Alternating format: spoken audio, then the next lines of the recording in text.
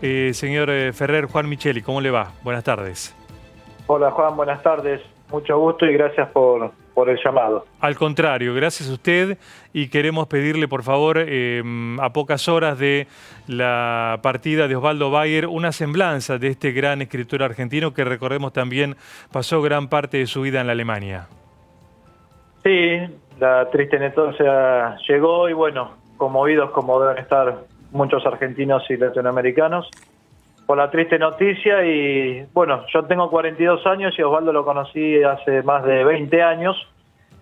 El vínculo se había dado porque yo vengo de familia de detenidos desaparecidos de la última dictadura y en el año 2002-2003, trabajando en la Asociación de Madres de Plaza de Mayo de la línea Eve Bonafini, Osvaldo era un asiduo docente de la Universidad de las Madres y así se fue dando el vínculo.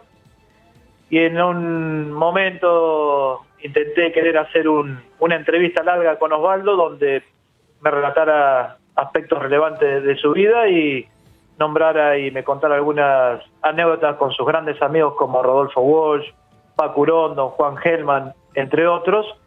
Así fue que en el año 2004, con Osvaldo durante casi 3 años, visitando su casa del Tugurio, fueron 2 veces por semana, hablando de todos los aspectos de la coyuntura nacional e internacional y sus anécdotas. Surgió mi primer libro de entrevista con Osvaldo, que es Osvaldo Bayer Íntimo, Conversaciones con el Eterno Libertario, que la primera edición salió en el 2007 por la Asociación de Madres y luego fue corregida, ampliada por la editorial argentina Continente Peña en el 2012. Julio, ¿cómo definirías el estilo? En primer lugar, vayamos al estilo literario de Osvaldo Bayer. Sí, el estilo era muy sencillo y cualquiera que lo leyera escribía, diríamos nosotros en nuestra jerga, escribía en castellano, entendible para todas las capas de los sectores sociales. Lo podía agarrar un trabajador, lo podía agarrar un intelectual, lo podía agarrar un profesional, y era entendible la lectura de Osvaldo porque lo que más pretendía él era llegar a todos los sectores del pueblo para que comprendieran parte de la historia que no estaba escrita y parte de la historia de los que han sido olvidados en la historia oficial, claro. Claro, un estilo literario para sus novelas y también lo periodístico por los libros que publicó y también los artículos que publicó en tantos diarios. Claro, claro, él tenía un lenguaje muy sencillo, muy entendible para todos. Y creo que, bueno, hoy más que nunca, y bueno, con el correr de los años, además de él ya estaba figurado como uno de los grandes intelectuales y trabajadores de la cultura por excelencia, y yo creo que, bueno, con el paso del tiempo, sus trabajos, ya sea literarios y periodísticos, van a quedar como documentos históricos. Claro. Y que en esas charlas pudiste detectar cuál fue la evolución político, ideológica de Bayer, de aquel Osvaldo Bayer de los años 60, 70, hasta el hombre de 91 años, ya en este siglo XXI? ¿Qué cambió? ¿Si Sí, cambió algo?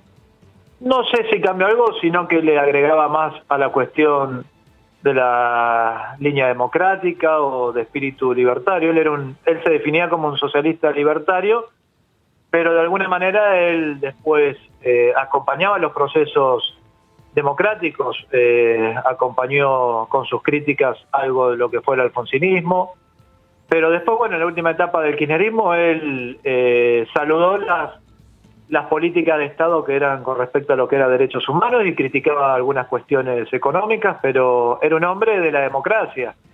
No, por ejemplo, les fue un golpe, diríamos, emocional casi letal la llegada de Mauricio Macri y su gobierno Cambiemos a la democracia argentina. Para él fue un golpe espiritual muy grande, donde llegó a decir que escribí durante 90 años y la sociedad argentina no había aprendido nada. Estaba en el poder uno de los grandes exponentes de las oligarquías y de las burguesías más reaccionarias de la historia argentina. Eso lo manifestó abiertamente. ¿Y qué sería socialismo libertario para Bayer? Él, bueno, viste que él tenía su línea anarquista. Sí. Su primer libro fue el de Severino y Giovanna, el anarquista expropiador, donde él retomaba algunas líneas de ese anarquismo, pero bueno, más que nada él definía que no tenía que existir ninguna de las dictaduras, ni la del proletariado ni la de las clases dominantes. Eso tenía algunas discrepancias y algunas discusiones con exponentes del socialismo, del comunismo, etcétera, pero un hombre que él sí estaba contra todos los gobiernos y contra todos los sistemas totalitarios. Él podía discutir dentro de las ramas donde podía existir las democracias participativas, etcétera. Era un hombre en contra de cualquier sistema totalitario, sin ninguna duda. Por ejemplo,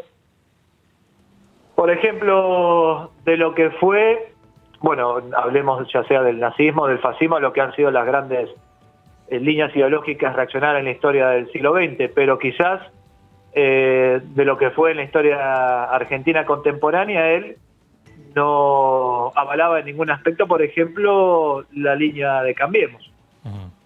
Por ejemplo.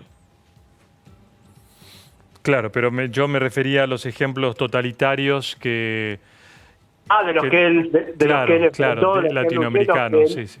Y de los que él escribió, sí, sin ninguna duda, los dos que te nombré, que vos, Juan, sabes mucho y conocés, considero que sí, las dos ramas que él combatió fueron el fascismo y el nazismo, pero también las dictaduras cívico-militares, desde las que escribió, de las que él no pudo, siendo muy joven, como la del golpe de Uriburu en el 30, y después todos los golpes como del 55, el 66, el 76, etcétera. Él era un hombre que varios de sus trabajos periodísticos y trabajos de investigación histórica fueron donde marcaban que el límite de todo intelectual podía escribir de lo que sea un intelectual, pero siempre cuando había un sistema totalitario tenía que utilizar su capacidad literaria para denunciar todos esos sistemas del fascismo.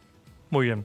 Muchas gracias, Julio, por este recuerdo de Osvaldo Bayer. Muy amable. Buenas tardes. A vos, Juan. Buenas tardes y a tu audiencia. Muy bien. Gracias entonces a Julio Ferrer, escritor argentino, que nos recordó esta semblanza de Osvaldo Bayer. Él justamente publicó el libro Osvaldo Bayer Íntimo. Tenía 91 años Osvaldo Bayer. La familia va a decidir dónde finalmente va a ser despedido. Les decía que Bayer vivió muchos años en Alemania y parte de su familia está allá, así que ellos finalmente decidirán. Vamos a retomar el resto de los temas del día. Obviamente la previa a la Navidad es muy importante para mucha gente, aunque ya ustedes habrán visto que las calles están bastante desoladas, muy poco tránsito, es un lindo día también, y algunos están aprovechando para hacer las últimas compras.